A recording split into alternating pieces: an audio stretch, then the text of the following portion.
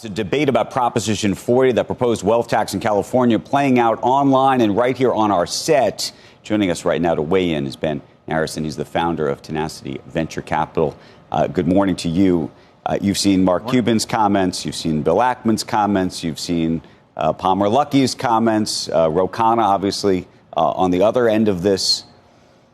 And I think we're all trying to figure out, A, what ultimately happens in California, but maybe more broadly, what happens across the country if some version of this passes.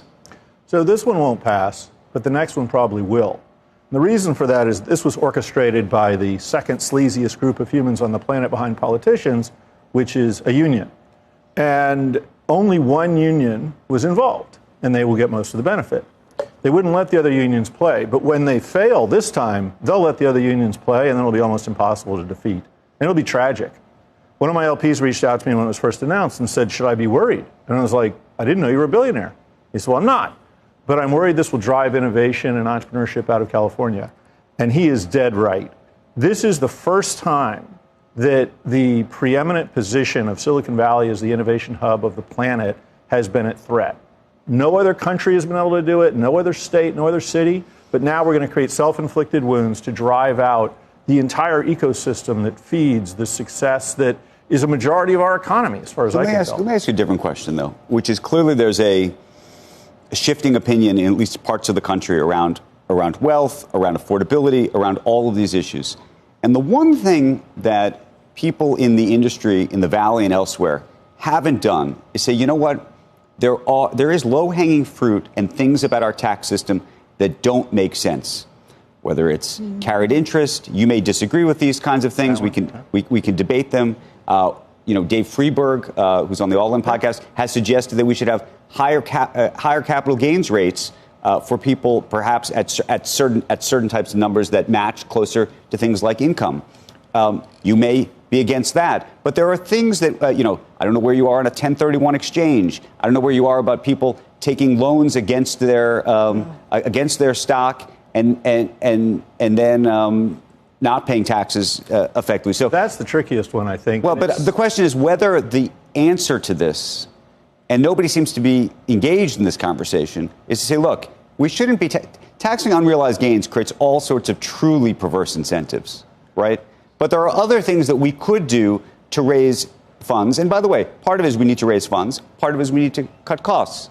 And whether you can actually have that real conversation. But it seems to be that either people say, we should only be cutting costs on one side, don't raise taxes on me. And the question is whether that is a long-term solution. Okay, so first, with the basic premise that Silicon Valley wealthy have not proposed other alternatives, I don't think that's fair. I think you just talked about Freeberg's discussion, there should be higher capital gains. Somebody else put forward that anybody that makes under, say, $100,000, $150,000, no tax at all. Jeff Bezos has made that comment. Entirely supportive of that.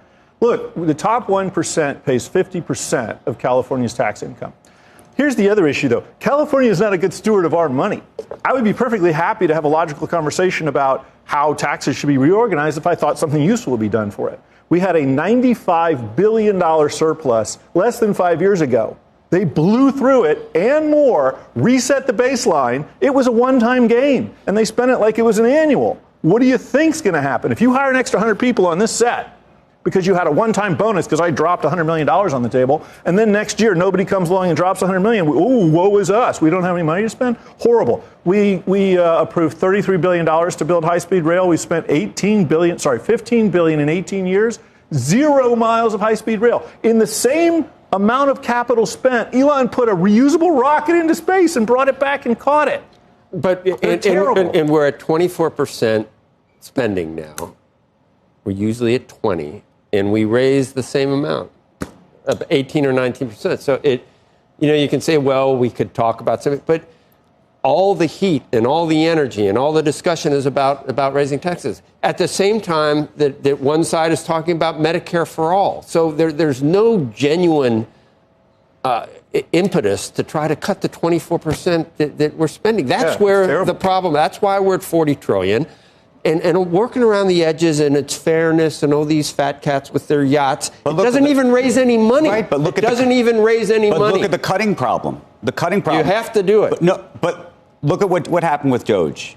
Didn't happen. Look at what's happened to our military budget. Look at all of the things, by the way, that this administration has talked about. Medicare fraud. Look at what's happening with Medicaid fraud. Look at what's happening. And you read about it anywhere? They are catching some of it. They are starting to do so. In fact, I have a company involved in this right now where it's not as high profile as Doge was, but they're just using data to tease out where actual fraud is happening. By the way, we should be doing that. I'm not suggesting we don't do that at all. The Journal today is about Bill Clinton reformed welfare. It's back with a vengeance. And at this point, you can sit at home and make $55,000, $60,000 a year. But we also have just doubled our defense budget practically.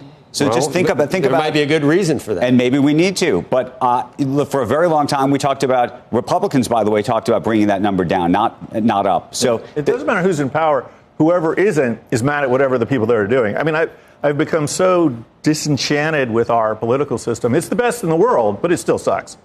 And, we do spend like crazy with no effect. Do you think we're at a breaking point? I mean, part of this question is around the bond market. Well, it's been wild to watch what's been happening there. And then they tried to fix it. And, of course, that didn't appear to work, right? Because a one-day blip. Somebody said Band-Aid on a bullet hole. I thought that was a great quote.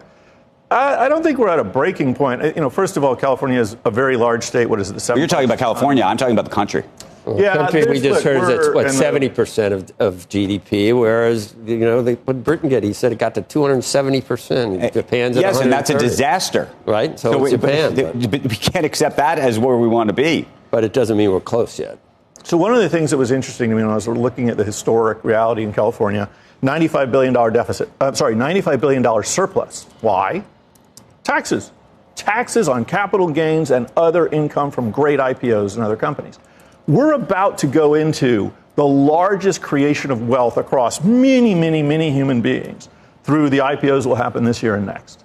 And yet, California is actively trying to drive those exact human beings out of the state.